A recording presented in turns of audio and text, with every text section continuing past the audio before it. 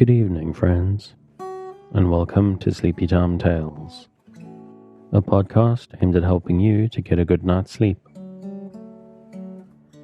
Do you find your mind plagued with the stresses of modern life, especially when the lights are out and you're trying to get a restful night? Does your spinning mind keep you awake? Follow my voice down the path towards a good night's rest. Listen to me tell a story that will keep your mind from wandering to your daytime problems. The ones you can't solve right now will be easier to solve well rested. Listen to my voice and allow yourself to drift, following the twists and turns of the story, but slowly letting go and drifting into sleep. So what exactly is Sleepy Time Tales? What is it for? What is this strange thing, this strange idea, this podcast that you're supposed to fall asleep to? But lack of sleep is a health crisis in the 21st century, and this is a podcast intended to help those that it can to get a restful night. Do you find yourself lying awake at night, mind spinning and emotions in turmoil with anxieties of 21st century life? Do you wake up in the middle of the night and find yourself not quite able to doze back off at 3 a.m.? I'm here to help. My name is Dave, and I'm your narrator, here to help you into a restful night. Sleepy Time Tales is intended to be used as a distraction to what keeps you awake at night, or maybe sometimes just background noise or company. That's why I make these episodes quite long, so that I'm here for you without any pressure of the end coming. As far as I know, there are a couple of different ways to engage with the show. The primary idea is that it gives you something to focus on, a story or an event that lets you keep your mind on a specific point, to stop it from spinning out into stress and anxieties, to focus just enough not to resist the embrace of a night's sleep when it comes for you. But maybe you need something a bit different. Maybe you just need some kind of background noise. Maybe you like white noise or the sound of the wind in the trees or the ocean or the rain, or maybe just some boring dude droning on in the background.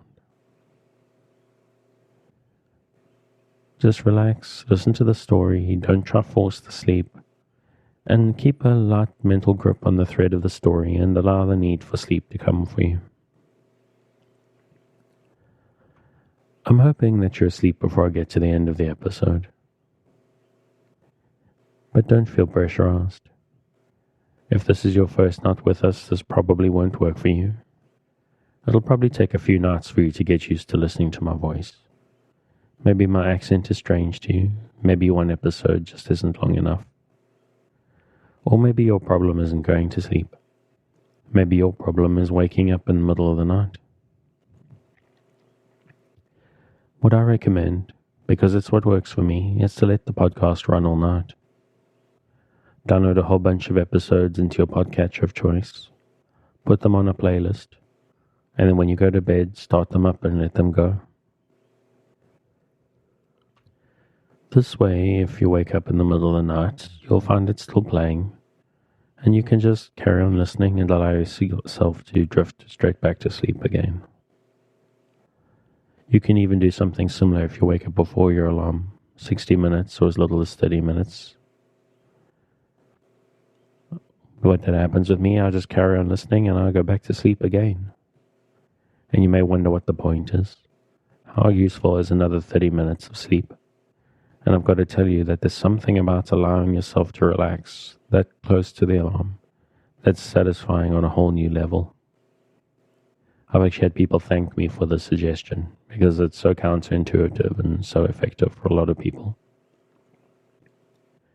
And it's important as you're listening that you try to relax. If you're new to the show and prone to late nights lying staring at the ceiling, this may seem strange to you. So give it a chance.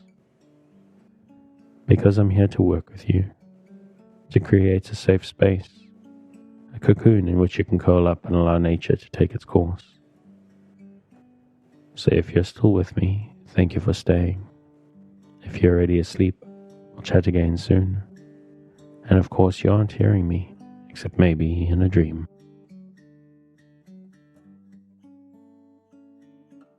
Before we get on with the show, I'd like to take a few minutes of your time. If you would like to help me support Sleepy Time Tales, to keep it going out to thousands of insomniacs just like you, please consider supporting it on Patreon at patreon.com/sleepytimetales. This is a monthly support that not only helps me keep the lights on, but can also get you fun bonuses based on your contribution level.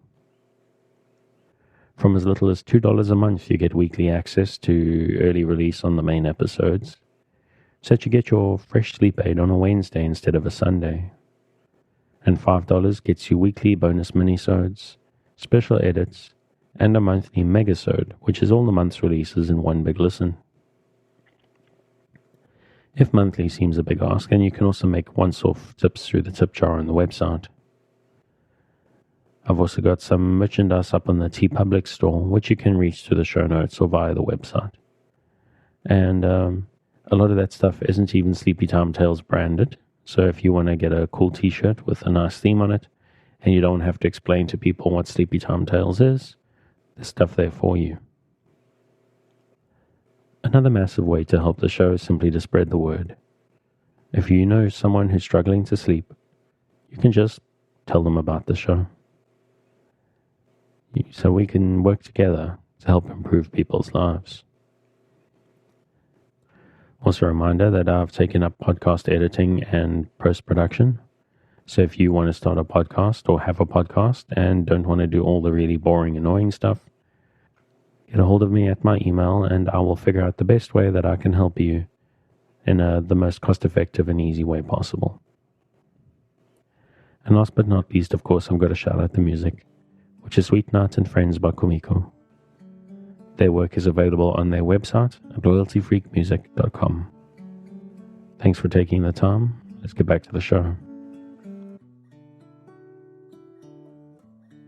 We return this week to Wuthering Heights by Emily Brontë.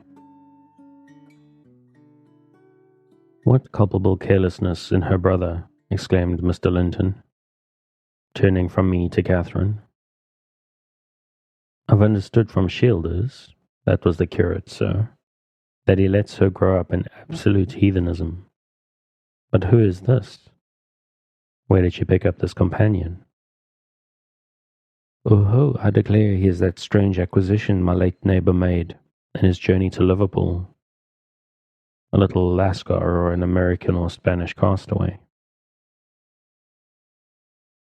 A wicked boy at all events, remarked the old lady, and quite unfit for a decent house.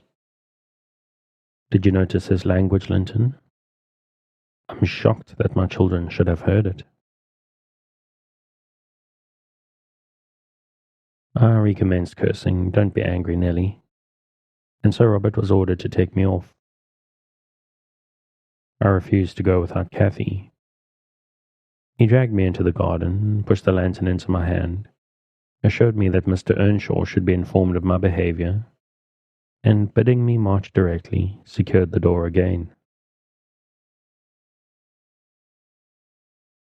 The curtains were still looped up at one corner, and I resumed my station as spy. Because if Catherine had wished to return, I intended shattering the great glass panes to a million fragments, unless they let her out. She sat on the sofa quietly. Mrs. Linton took off the grey cloak of the dairymaid which we had borrowed for our excursion, shaking her head and expostulating with her, I suppose.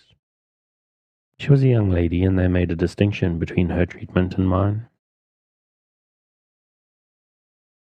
Then the young woman servant brought a basin of warm water and washed her feet. And Mr. Linton mixed a tumbler of negus, and Isabella emptied a plateful of cakes into her lap, and Edgar stood gaping at a distance.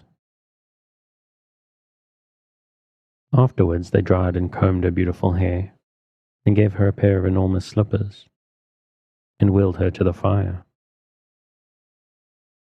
And I left her, as merry as she could be, dividing her food between the little dog and Skulker, whose nose she pinched as he ate, and kindling a spark of spirit in the vacant blue eyes of the Lintons, a dim reflection from her own enchanting face. I saw they were full of stupid admiration. She is so immeasurably superior to them, to everyone on earth, is she not, Nelly? There will come more of this business than you reckon on, I answered, covering him up and extinguishing the light. You are incurable, Heathcliff, and Mr. Hindley will have to proceed to extremities, see if he won't. My words came truer than I desired.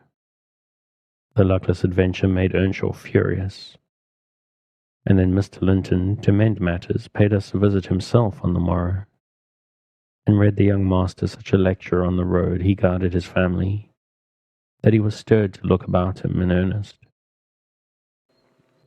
Heathcliff received no flogging, but he was told that the first words he spoke to Miss Catherine should ensure dismissal, and Mrs. Earnshaw undertook to keep her sister-in-law in due restraint when she returned home, employing art, not force. With force she would have found it impossible. Chapter 7. Cathy stayed at Thrushcross Grange 5 weeks, till Christmas. By that time her ankle was thoroughly cured, and her manners much improved. The mistress visited her often in the interval, and commenced her plan of reform by trying to raise her self-respect with fine clothes and flattery, which she took readily, so that instead of a wild, hatless little savage jumping into the house and rushing to squeeze us all breathless, there alighted from a handsome black pony a very dignified person, with brown ringlets falling from the cover of a feathered beaver, and a long cloth habit, which she was obliged to hold up with both hands that she might sail in. Hindley lifted her from her horse, exclaiming delightedly, "Why, Cathy, you are such a beauty. I should scarcely have known you. You look like a lady now."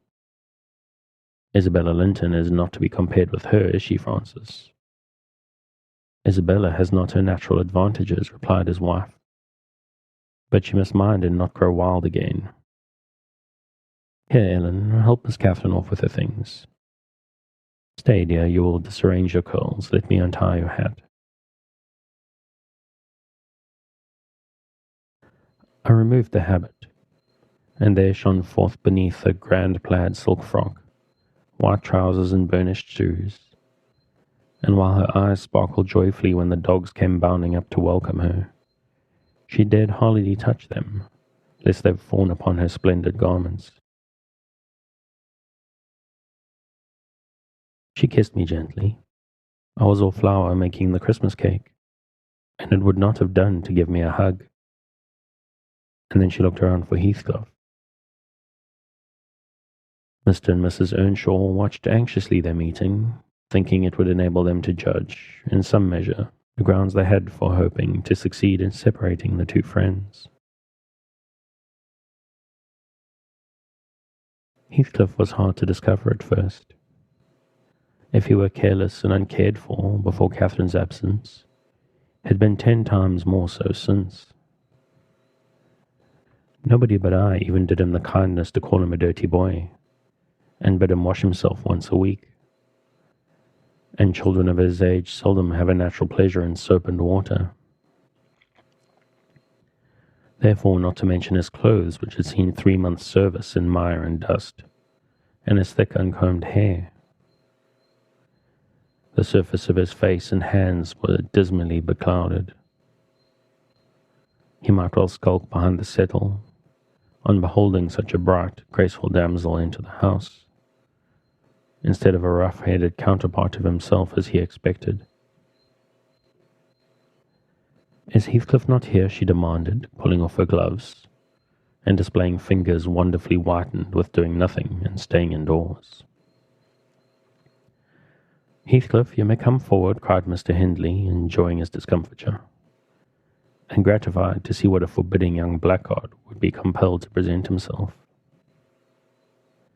"You may come and wish Miss Catherine welcome like the other servants." Cathy, catching a glimpse of her friend in his concealment, flew to embrace him. She bestowed 7 or 8 kisses on his cheek within the second, and then stopped, and drawing back, burst into a laugh, exclaiming, "Why, how very black and cross you look, and how funny and grim. But that's because I'm used to Edgar and Isabella Linton. Well, Heathcliff, have you forgotten me?" She had some reason to put the question, for shame and pride threw double gloom over his countenance and kept him immovable. "Shake hands, Heathcliff," said Mr. Earnshaw condescendingly, "once in a way that is permitted." "I shall not," replied the boy, finding his tongue at last. "I shall not stand to be laughed at. I shall not bear it." And he would have broken from the circle, but Miss Cathy seized him again. "I did not mean to laugh at you," she said. "I could not hinder myself. Heathcliff, shake hands at least. What are you sulky for? It was only that you looked odd. If you wash your face and brush your hair, it will be all right, but you are so dirty." She gazed concernedly at the dusky fingers she held in her own, and also at her dress, which she feared had gained no embellishment from its contact with his. "You needn't have touched me," he answered, following her eye and snatching away his hand. "I shall be as dirty as I please, and I like to be dirty, and I will be dirty." With that, he dashed headforemost out of the room, amid the merriment of the master and mistress, and to the serious disturbance of Catherine, who could not comprehend how her remarks could have produced such an exhibition of bad temper. After playing lady's maid to the newcomer and putting my cakes in the oven, and making the house and kitchen cheerful with great fires, befitting Christmas Eve, I prepared to sit down and amuse myself by singing carols, all alone, regardless of Joseph's affirmations that he considered the merry tunes I chose as next door to songs. He had retired to private prayer in his chamber, and Mr. and Mrs. Earnshaw were engaging Missy's attention by sundry gay trifles, bought for her to present to the little Lintons as an acknowledgment of their kindness. That invited them to spend the morrow at Wuthering Heights, and the invitation had been accepted, on one condition. Mrs. Linton begged that her darlings might be kept carefully apart from that naughty, swearing boy. Under these circumstances I remained solitary. I smelt the rich scent of the heating spices, and admired the shining kitchen utensils, the polished clock decked in holly, the silver mugs ranged on a tray ready to be filled with mulled ale for supper, and above all the speckless purity of my particular care, the scoured and well-swept floor. I gave due inward applause to every object, and then I remembered how old Earnshaw used to come in when it was all tidied, and call me a cant lass, and slip a shilling into my hand as a Christmas box. And from that I went on to think of his fondness for Heathcliff, and his dread lest he should suffer neglect after death had removed him. And that naturally led me to consider the poor lad's situation now. And from singing I changed my mind to crying. It struck me soon, however, there would be more sense in endeavouring to repair some of his wrongs than shedding tears over them. I got up and walked into the court to seek him. He was not far. I found him smoothing the glossy coat of the new pony in the table, and feeding the other beasts according to custom. Make haste, Heathcliff, I said. The kitchen is so comfortable and Joseph is upstairs. Make haste and let me dress you smart before Miss Cathy comes out, and then you can sit together, with the whole hearth to yourselves, and have a long chat till bedtime. He proceeded with his task and never turned his head toward me. Come, are you coming? I continued. There's a little cake for each of you, nearly enough, and you'll need half an hour's donning. I waited 5 minutes, but getting no answer left him. Catherine supped with her brother and sister-in-law. Joseph and I joined an unsociable meal seasoned with reproofs on one side and sauciness on the other. His cake and cheese remained on the table all night for the fairies. He managed to continue work till 9 o'clock, and then marched dumb and dour to his chamber. Cathy sat up late, having a world of things to order for the reception of her new friends. She came into the kitchen once to speak to her old one, but he was gone, and she only stayed to ask what was the matter with him, and then went back. In the morning he rose early, and as it was a holiday, carried his ill humour on to the moors, not reappearing till the family were departed for church. Fasting and reflection seemed to have brought him to a better spirit. He hung about me for a while, and having screwed up his courage, exclaimed abruptly, Nelly, make me decent. I'm going to be good. High time, Heathcliff, I said.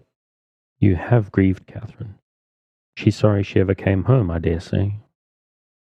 It looks as if you envied her because she is more thought of than you.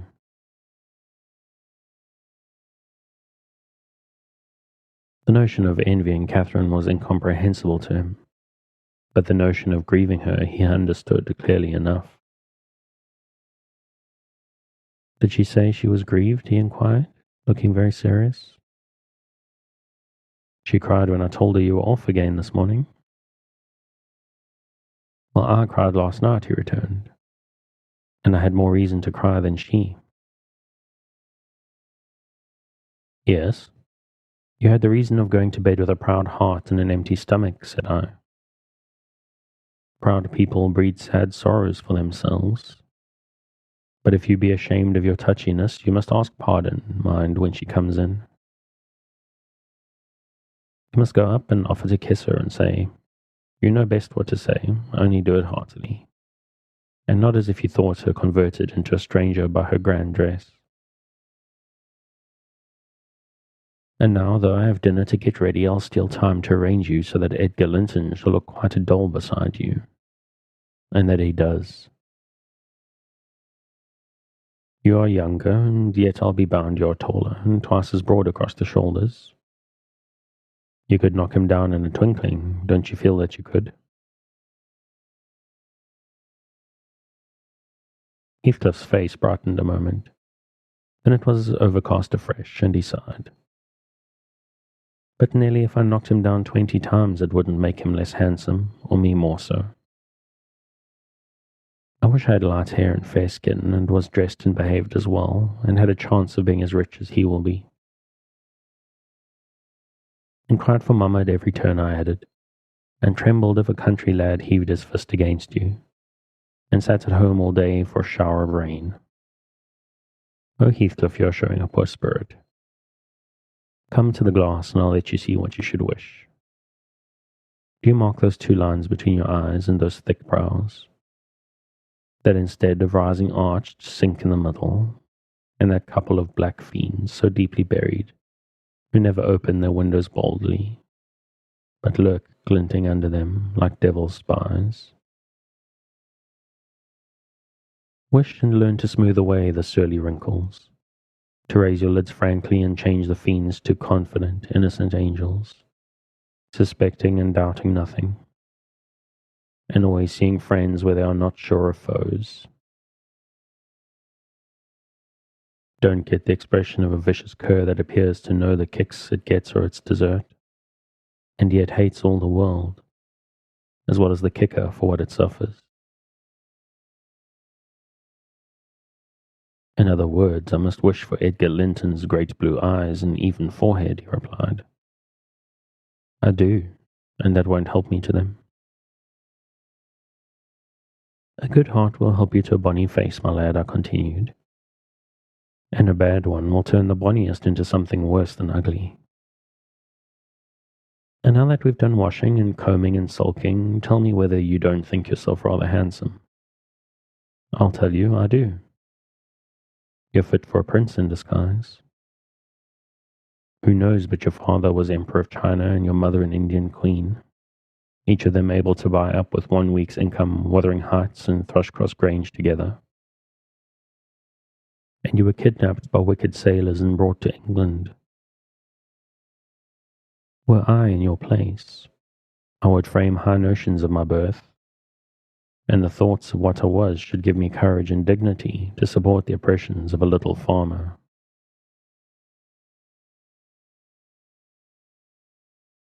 So I chatted on, and Heathcliff gradually lost his frown and began to look quite pleasant, when all at once our conversation was interrupted by a rumbling sound, moving up the road and entering the court. He ran to the window and I to the door, just in time to behold the two Lintons descend from the family carriage, smothered in cloaks and furs, and the Earnshaws dismount from their horses. They often rode to church in winter. Catherine took a hand of each of the children and brought them into the house, and set them before the fire, which quickly put colour in their white faces. I urged my companion to hasten now and show his amiable humour, and he willingly obeyed.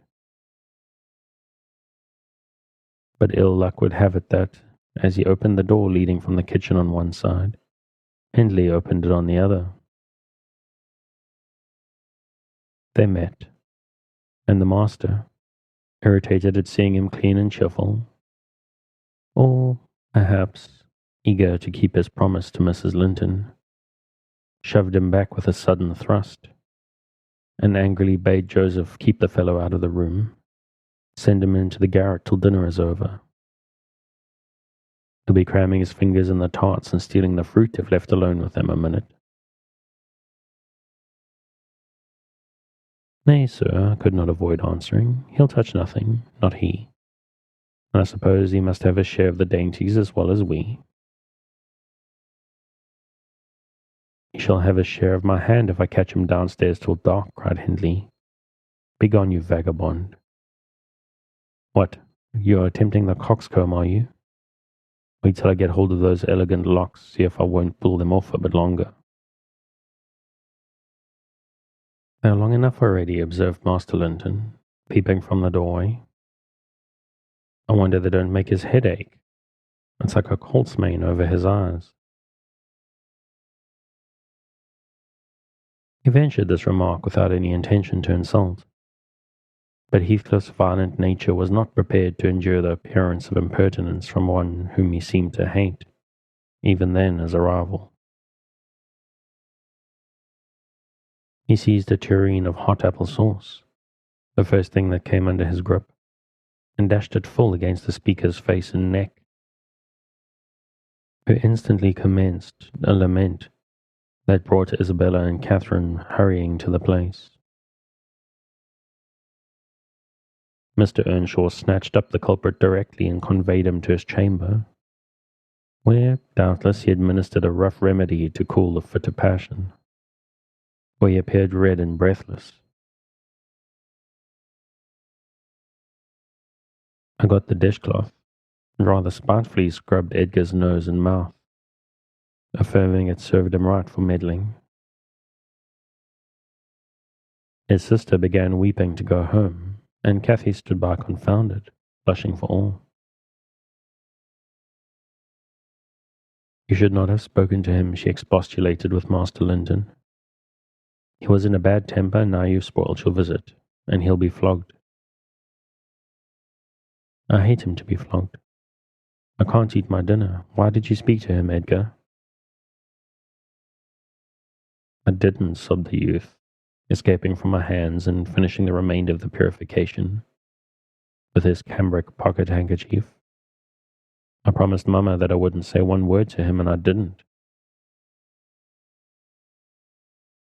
Well, don't cry, replied Catherine contemptuously. You're not killed. Don't make more mischief. My brother is coming, be quiet. Hush, Isabella. Has anybody hurt you? There, children, to your seats, cried Hindley, bustling in. That brute of a lad has warmed me nicely. Next time, Master Edgar, take the law into your own fists. It will give you an appetite.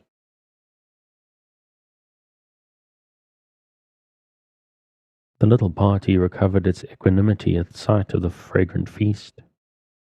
They were hungry after their ride and easily consoled, since no real harm had befallen them.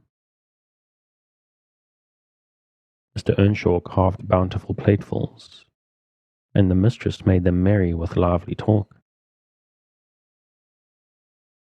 I waited behind her chair and was pained to behold Catherine, with dry eyes and an indifferent air, commence cutting up the wing of a goose before her. An unfeeling child, I thought to myself.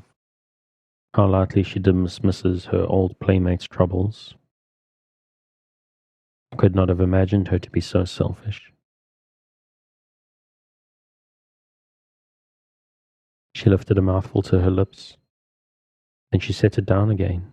Her cheeks flushed, and the tears gushed over them. She slipped her fork to the floor and hastily dived under the cloth to conceal her emotion. I did not call her unfeeling long, for I perceived she was in a purgatory throughout the day, and wearying to find an opportunity of getting by herself or paying a visit to Heathcliff. Had been locked up by the master, as I discovered on endeavouring to introduce to him a private mess of victuals. In the evening we had a dance. Cathy begged that he might be liberated then, as Isabella Linton had no partner. Her entreaties were vain, and I was appointed to supply the deficiency. We got rid of all gloom in the excitement of the exercise, and our pleasure was increased by the arrival of the Gimmerton band, mustering 15 strong. A trumpet, a trombone, clarionets, bassoons, French horns, and a bass viol, besides singers. They go the rounds of all the respectable houses and receive contributions every Christmas, and we esteemed it a first-rate treat to hear them. After the usual carols had been sung, we set them to songs and glees. Mrs. Earnshaw loved the music, and so they gave us plenty. Catherine loved it too, but she said it sounded sweetest at the top of the steps, and she went up in the dark. I followed. They shut the house door below, never noting our absence. It was so full of people. She made no stay at the stairs head, but mounted farther, to the garret where Heathcliff was confined, and called him. He stubbornly declined answering for a while. She persevered and finally persuaded him to hold communion with her through the boards. I let the poor things converse unmolested, till I supposed the songs were going to cease and the singers to get some refreshment. Then I clambered up the ladder to warn her. Instead of finding her outside, I heard a voice within. The little monkey had crept by the skylight of one garret, along the roof into the skylight of the other, and it was with the utmost difficulty I could coax her out again. When she did come, Heathcliff came with her, and she insisted that I should take him into the kitchen, as my fellow servant had gone to her neighbour's, to be removed from the sound of our devil's psalmody, as it pleased him to call it. I told them that I intended by no means to encourage their tricks, but as the prisoner had never broken his fast since yesterday's dinner, I would wink at his cheating Mr. Hindley that once. He went down. I set him a stool by the fire, and offered him a quantity of good things. But he was sick and could eat little, and my attempts to entertain him were thrown away. He leant his 2 elbows on his knees and his chin on his hands, and remained wrapped in dumb meditation. On my inquiring the subject of his thoughts, he answered gravely, "I'm trying to settle how I shall pay Hindley back. I don't care how long I wait, if I can only do it at last. I hope he will not die before I do." "For shame, Heathcliff," said I. "It is for God to punish wicked people. We should learn to forgive." "No, God won't have the satisfaction that I shall," he returned. "I only wish I knew the best way. Let me alone and I'll plan it out. While I'm thinking of that, I don't feel pain." "But Mr. Lockwood, I forget these tales cannot divert you. I'm annoyed how I should dream of chattering on at such a rate, and your gruel cold and you nodding for bed. I could have told Heathcliff's story, all that you need to hear in 6 words." Thus interrupting herself, the housekeeper rose and proceeded to lay aside her sewing. But I felt incapable of moving from the hearth, and I was very far from nodding. "Sit still, Mrs. Dean," I cried. "Do sit still another half hour. You've done just right to tell me the story leisurely. That's the method I like, and you must finish it in the same style. I'm interested in every character you have mentioned, more or less." "The clock is on the stroke of 11, sir." "No matter. I'm not accustomed to go to bed in the long hours. 1 or 2 is early enough for a person who lies till 10. You shouldn't lie till 10. That's the very prime of the morning, long gone before that time. A person who has not done one half his day's work by 10 o'clock runs a chance of leaving the other half undone." "Nevertheless, Mrs. Dean, resume your chair, because tomorrow I intend lengthening the night till afternoon. I prognosticate for myself an obstinate cold at least." "I hope not, sir." "Well, you must allow me to leap over some 3 years. During that space, Mrs. Earnshaw—" "No, no, I'll allow nothing of the sort. Are you acquainted with the mood of mind in which, if you were seated alone and the cat licking its kitten on the rug before you, you would watch the operation so intently that puss's neglect of one ear would leave you seriously out of temper? A terribly lazy mood, I should say." "On the contrary, a tiresomely active one. It is mine at present, and therefore continue minutely. I perceive that people in these regions acquire over people in towns the value that a spider in a dungeon does over a spider in a cottage, to their various occupants, and yet the deepened attraction is not entirely owing to the situation of the looker-on. They do live more in earnest, more in themselves and less in surface, change in frivolous external things. I would fancy a love for life here almost possible, and I was a fixed unbeliever of any love of a year's standing. One state resembles sitting a hungry man down to a single dish, on which he may concentrate his entire appetite and do it justice. The other, introducing him to a table laid out by the French cooks, he can perhaps extract as much enjoyment from the whole, but each part is a mere atom in his regard and remembrance. "Oh, here we are the same as anywhere else when you get to know us," observed Mrs. Dean, somewhat puzzled at my speech. "Excuse me," I responded. "You, my good friend, are a striking evidence against that assertion. Excepting a few provincialisms of slight consequence, you have no marks of the manners which I am habituated to consider as peculiar to your class. I am sure you have thought a great deal more than your generality of servants think. You have been compelled to cultivate your reflective faculties for want of occasions for frittering your life away in silly trifles. Mrs. Dean laughed. I certainly esteem myself a steady, reasonable kind of body, she said. Not exactly from living among the hills and seeing one set of faces and one series of actions from year's end to year's end. But I have undergone sharp discipline, which has taught me wisdom. And then I've read more than you would fancy, Mr. Lockwood. You could not open a book in this library that I have not looked into, and got something out of also. Unless it be that range of Greek and Latin, and that of French, and those I know one from the other. It is as much as you can expect of a poor man's daughter. However, if I am to follow my story in true gossip's fashion, I had better go on.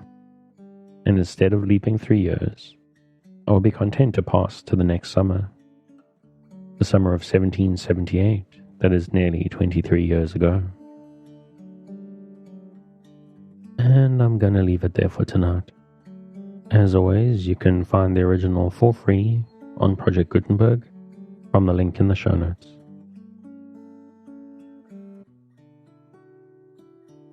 Thanks again for joining me on this episode of Sleepy Time Tales, the podcast designed around a bedtime story to help you to get a restful night.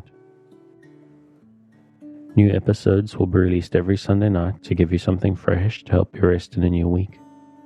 But make sure to subscribe in whatever service you use so that you get your new episodes whenever they come out.